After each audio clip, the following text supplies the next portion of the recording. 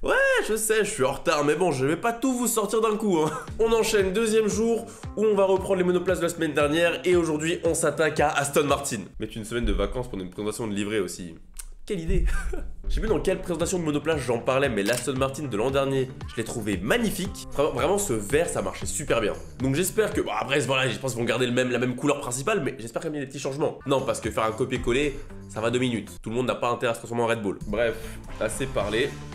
On va aller voir Aston Martin. Putain, 40 minutes leur conférence. Est-ce qu'on va se taper 40 minutes? Encore une fois, non. Putain, ils sont partis sur la même vibe que l'an dernier, une petite présentation à l'usine. C'était une catastrophe l'an dernier. Non, c'était il y a 2 ans, c'était une catastrophe, il me semble. Lorenz Stroll qui lisait le prompteur, c'était à mourir de rire. Ah bah quand on parle du loup, le voilà. Est-ce qu'il va faire la même que l'an dernier? Non, c'est bon, ils l'ont mieux coaché là. Ça se voit, il fait une petite discussion. Bref, je l'aime bien, on va avancer. Ok, 15 secondes, bah super, un petit décompte.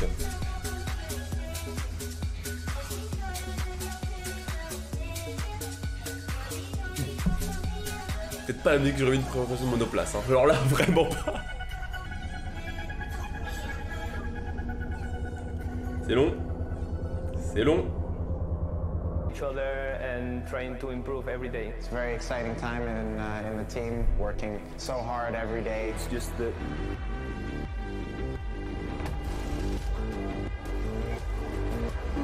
Faut vous dire, hein.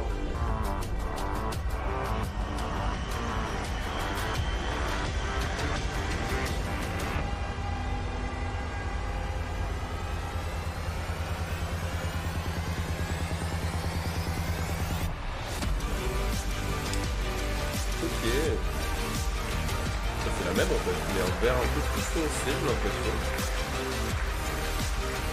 Il marche très bien, très joli vert.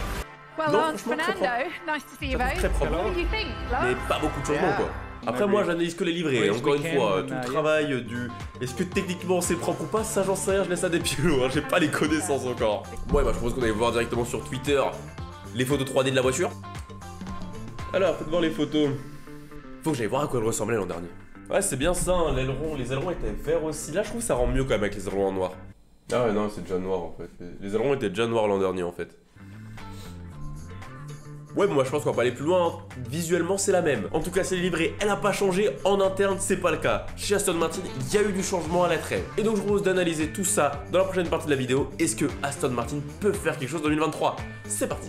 L'an dernier, Aston Martin, ça avait très bien fini la saison. Ils avaient clairement la meilleure dynamique du championnat avec Mercedes. Ah bah oui, ils étaient remontés au niveau d'Alfa Romeo au championnat. Ils avaient fait le choix en début de saison de rapidement abandonner leur concept pour se consacrer sur un concept plutôt typé Red Bull. Et visiblement, c'était le pari gagnant. Ouais, et puis là, ils la comprennent mieux que leur Mercedes rose. Hein. Alors forcément, le but en 2023, c'est de rester sur cette très bonne lancée. Et mieux encore, remonter dans la hiérarchie. Aller jouer avec les McLaren, les Alpines, c'est clairement l'ambition. En dessous, ça serait sûrement un échec pour Stroll. Non, pas lui. Lui. Maintenant, qu'on soit honnête, c'est un sacré step à franchir. Et il y a très peu de chances pour que ce soit pour cette année. Même avec toute la bonne volonté du monde. Après, faut jamais dire jamais, hein. Mais pour le championnat... faut 2 pilotes. Par contre, la 6ème place, là c'est jouable. Par rapport au reste du paquet, je sais pas, genre je descends bien Aston Martin. Je trouve que c'est eux qui ont le projet le plus solide. Et pour atteindre cet objectif, par rapport à l'an dernier, ils ont effectué des changements. Pas nécessairement le bon, vous me direz, mais changements quand même. Vous l'avez vu passer cet été forcément, on en a parlé dans cette vidéo.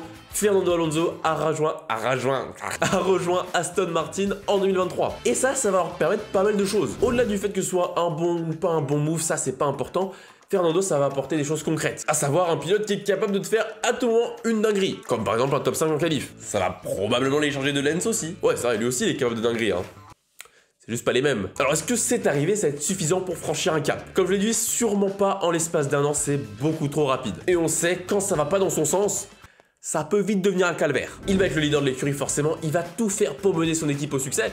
Et faut qu'il s'accroche, hein, parce que Fernando lui il rigole pas. Quand il sait ce qu'il veut, il va te montrer la direction, hein. Marche ou crève. Donc ça intéresse à s'accrocher. Parce que bon, quand tu regardes l'autre côté du garage, c'est sûr que c'est pas lui qui est plus leader, on va dire. Vous l'aurez sûrement senti, j'attends pas grand chose de Lance Stroll cette année. Si la monoplace est bonne, je serais pas surpris s'il rentre dans le top 10, parce qu'il a déjà montré, il est capable de le faire. Mais si la monoplace est bonne, je serais pas surpris non plus s'il fait pas de top 10. Parce qu'il a déjà montré qu'il était capable de le faire. Son principal défaut, c'est son cruel manque de régularité. Et on connaît les raisons? Bah ça aucune idée. Puis même si tu lui demandes, je suis pas sûr que le gars te répondrait. Mais dans une saison disputée où il y aura sûrement beaucoup de batailles dans le midfield, il va devoir gommer ce trait de sa personnalité. Il va entrer à 24 ans dans sa 7ème saison en Formule 1, et s'il veut montrer à tout le monde qu'il est capable un jour de devenir champion du monde, il va devoir réellement mûrir. Jusqu'à présent, d'un week-end à l'autre, il nous montre chacune de ses facettes. Donc, impérativement et plus que jamais, il va devoir se comporter comme un très bon pilote de Formule 1 s'il veut qu'Aston Martin puisse avoir une chance dans le top 6. Donc voilà, si la monoplace suit, je serais pas surpris de les voir 6ème. Mais si c'est pas le cas, au vu de leur line-up, qui peut très vite devenir compliqué à gérer, ça peut vite être en difficulté. Voilà, c'est tout pour aujourd'hui. Merci à tous de m'avoir suivi. On se retrouve dès demain pour parler de McLaren. Moi, je vous dis à la prochaine. C'était Georges F1. Salut!